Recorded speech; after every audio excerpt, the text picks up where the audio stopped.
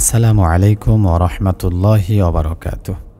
প্রিয় লা তাহজান চ্যানেলের বন্ধুরা, আশা করি আল্লাহর অশেষ মেহেরবানিতে আপনারা সবাই ভালো আছেন। আল্লাহ কি আপনার কল্পনার চেয়েও বেশি কিছু দিতে যাচ্ছেন? এই তিনটি লক্ষণ তার প্রমাণ। আপনি আল্লাহর কাছে হাত তুলেছেন, অশ্রু ঝরছে, হৃদয় ভেঙে গেছে, কণ্ঠ কাঁপছে।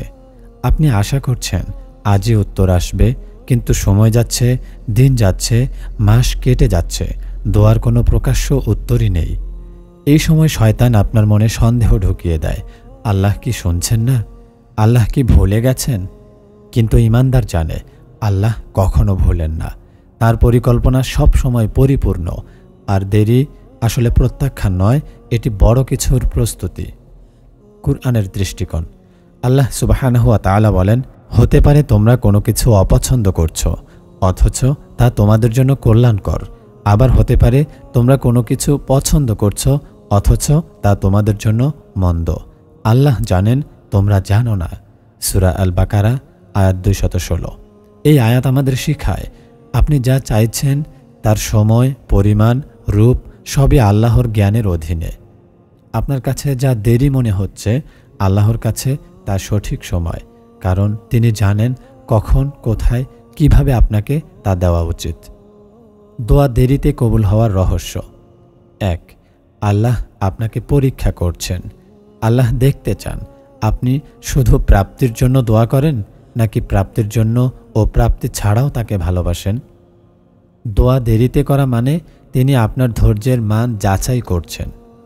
2. আপনি আরও ভালো কিছু পাওয়ার জন্য অপেক্ষমান। আপনি হয়তো সীমিত কিছু চাইছেন, আল্লাহ অসীম কিছু পরিকল্পনা করছেন। আপনি জানেন না, হয়তো আপনার চাওয়া যদি এখন পাওয়া যেত, তা আপনার জন্য ক্ষতি বয়ে আনত। 3. আপনার অবস্থান উন্নত করার সুযোগ। আল্লাহ কখনো কখনো দেরি করে দেন, যাতে আপনি বেশি বেশি দোয়া করেন, তার দিকে বেশি মনোযোগ দেন, বেশি ইবাদত করেন, ফলে আপনার ঈমান বৃদ্ধি পায়। সহিহ হাদিসের আলোকে শিক্ষা। রাসূল সাল্লাল্লাহু আলাইহি ওয়াসাল্লাম বলেছেন, আল্লাহর কাছে দোয়া করলে তাড়াহুড়া করো না। যে ব্যক্তি বলে আমি দোয়া করলাম কিন্তু কবুল হলো না, সে যেন দোয়া করা ছেড়ে না দেয়। সহিহ বুখারী 6340। অর্থাৎ দেরি হলেই দোয়া বন্ধ করে দেওয়া শয়তানের ফাঁদ, কারণ অনেক সময় কবুলের মুহূর্ত দেরির পরেই আসে। দেরি মানে কি? দেরি মানে আপনাকে বঞ্চিত করা নয়, দেরি মানে প্রস্তুত করা। দেরি মানে আল্লাহর পরিকল্পনা আপনার পরিকল্পনার চেয়েও বড়। দেরি মানে আপনি যেটা চাইছেন তার চেয়েও উত্তম কিছু আপনার জন্য অপেক্ষা করছে। ঈমানের পরীক্ষা। আল্লাহ বলেন, তোমরা কি মনে করো যে তোমরা জান্নাতে প্রবেশ করবে, অথচ এখনও তোমাদের উপর আসেনি সেসব পরীক্ষা যা তোমাদের পূর্ববর্তীদের উপর এসেছিল? তাদেরকে স্পর্শ করেছিল দারিদ্র্য ও কষ্ট, আর তারা কেঁপে উঠেছিল। এমনকি রাসূল এবং তার সঙ্গে ঈমানদাররাও বলেছিল, আল্লাহর সাহায্য কবে আসবে? জেনে রাখো, আল্লাহর সাহায্য তো কাছেই। সূরা আল বাকারা আয়াত 214। এই আয়াত বলে দিচ্ছে আল্লাহর সাহায্য আসবে, কিন্তু তা আসবে সঠিক সময়ে। দেরি ঈমানের জন্য একটি পরীক্ষা, আর ধৈর্য এর উত্তর। আপনি হয়তো ভাবছেন, আমি আল্লাহকে ভালোবাসি, আমি নামাজ পড়ি, আমি হারাম এড়িয়ে চলি, তাহলে কেন বারবার বিপদ আসে? কেন একটার পর একটা পরীক্ষা? সত্য হলো, এই পরীক্ষাগুলো আসলে আল্লাহর পক্ষ থেকে দূরের শাস্তি নয়, বরং খুব কাছের অনুগ্রহের পূর্বাভাস।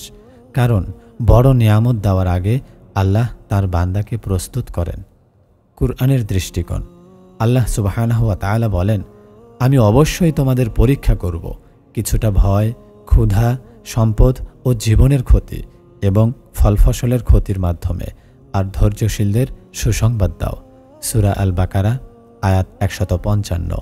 এই আয়াত আমাদের শেখায়, পরীক্ষা আসা মানে আল্লাহ আপনাকে ভুলে গেছেন এমনটি নয়, বরং তিনি আপনার ঈমান, ধৈর্য ও আন্তরিকতা যাচাই করছেন, যাতে আপনি তার নিয়ামতের উপযুক্ত হয়ে ওঠেন। পরীক্ষার পিছনের উদ্দেশ্য। 1. আপনাকে পরিশুদ্ধ করা। যেমন সোনা আগুনে পরিশুদ্ধ হয়, তেমনি ঈমানদার পরীক্ষা ও কষ্টে পরিশুদ্ধ হয়।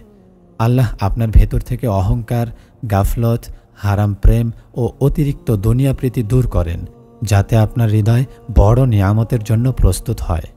2. আপনাকে শক্তিশালী করা।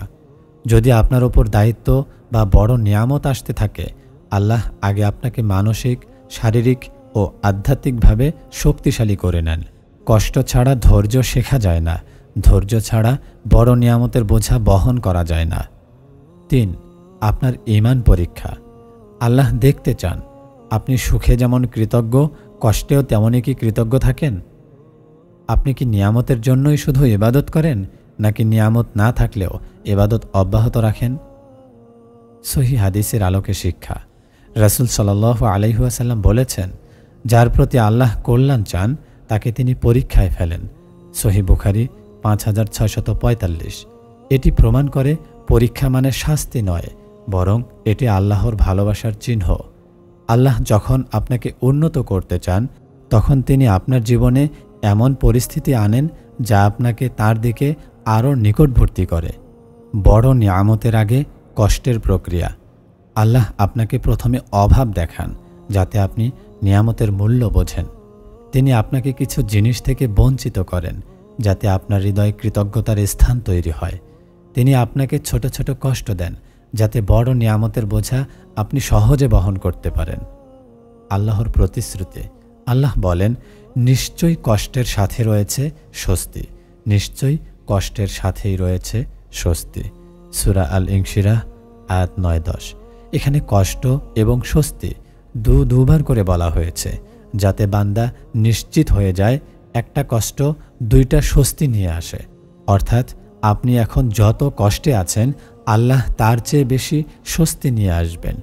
আল্লাহ সুবহানাহু ওয়া তাআলা বলেন, যাকে আল্লাহ সঠিক পথে পরিচালিত করতে চান তার বক্ষ ইসলাম গ্রহণের জন্য প্রসারিত করে দেন, আর যাকে বিভ্রান্ত করতে চান তার বক্ষ সংকুচিত করে দেন, যেন সে আকাশে আরোহণ করছে। সূরা আল আনআম আয়াত 125। এখানে আল্লাহ পরিষ্কারভাবে বলেছেন, হৃদয়ে ইবাদতের প্রতি টান সৃষ্টি হওয়া, দোয়ার দিকে মন টানা, গুনাহ থেকে দূরে যেতে ইচ্ছা, সবই আল্লাহর পক্ষ থেকে দিক নির্দেশনার প্রমাণ। অন্তরের টান কেন বড় নিয়ামতের পূর্বাভাস? 1. আপনি প্রস্তুত হচ্ছেন গ্রহণের জন্য। আল্লাহ জানেন বড় নিয়ামত তখনই নিরাপদ যখন বান্দার ঈমান শক্ত থাকে। তাই তিনি আগে আপনার হৃদয়কে তার দিকে ফিরিয়ে নেন, যাতে নিয়ামতের মাঝে আপনি গাফিল না হয়ে যান। 2. আপনি সঠিক পথে অবস্থান করছেন। বড় নিয়ামত অনেকের জন্য পরীক্ষা হয়ে যায়, কিন্তু যাদের অন্তরে আল্লাহর ভয় ও ভালোবাসা থাকে, তারা নিয়ামতের মাঝে থেকেও আল্লাহকে ভুলে যান না। এজন্যই নিয়ামতের আগে হৃদয় পরিবর্তন করা হয়। 3. আপনি গুনাহ থেকে দূরে যাচ্ছেন। যখন আল্লাহ আপনার জন্য বড় কিছু নির্ধারণ করেন, তখন তিনি আপনার হৃদয়ে গুনাহকে অপছন্দ করিয়ে দেন। এতে আপনি নতুন নিয়ামতের জন্য পবিত্রভাবে প্রস্তুত থাকেন। সহিহ হাদিসের আলোকে শিক্ষা। রাসূল সাল্লাল্লাহু আলাইহি ওয়াসাল্লাম বলেছেন, যখন আল্লাহ কোনো বান্দার জন্য কল্যাণ চান, তখন তিনি তাকে তার দিকে ফিরিয়ে দেন। সহিহ বুখারী 7405। অর্থাৎ হঠাৎ করে যদি আপনি ইবাদতে আগ্রহী হয়ে যান, হারাম কাজ ছেড়ে দেন, নামাজে মনোযোগী হন, কুরআন পড়তে চান, এটি আসলে আল্লাহর পক্ষ থেকে এক বিশেষ সংকেত। হৃদয়ের পরিবর্তনের ধাপ। ধাপ 1. আল্লাহ গুনাহের মাঝে আপনাকে অশান্তি অনুভব করান। ধাপ 2. আল্লাহ আপনার অন্তরে দোয়ার আকাঙ্ক্ষা জাগিয়ে দেন। ধাপ 3. আল্লাহ আপনার জন্য ইবাদতকে সহজ করে দেন আর হারামকে কঠিন করে দেন। ধাপ 4. আপনার মন দুনিয়ার ভিড় থেকেও আল্লাহর স্মরণে শান্তি খুঁজে পায়। আল্লাহর প্রতিশ্রুতি। আল্লাহ বলেন, যে ব্যক্তি আল্লাহকে ভয় করে, আল্লাহ তার জন্য উত্তরণের পথ তৈরি করে দেবেন এবং তাকে এমন জায়গা থেকে রিজিক দেবেন যা সে কল্পনাও করে না। সূরা আত-তালাক আয়াত 2 এবং 3 থেকে। এখানে আল্লাহ স্পষ্টভাবে বলেছেন, আপনি যদি তার দিকে ফিরে আসেন, তবে তিনি আপনাকে এমন নিয়ামত দেবেন যা আপনার ধারণারও বাইরে। আপনি যদি অনুভব করেন যে আপনার অন্তরে আল্লাহর দিকে টান তৈরি হচ্ছে, তবে জেনে রাখুন এটি শুধুমাত্র ঈমানের উত্থান নয়, বরং এটি একটি পূর্বাভাস যে আপনার জন্য আসমানে বড় কিছু লেখা হচ্ছে। এই অনুভূতিকে অবহেলা করবেন না, বরং ইবাদতে দৃঢ় থাকুন, গুনাহ থেকে দূরে থাকুন আর আল্লাহর রহমতের জন্য নিজেকে প্রস্তুত করুন।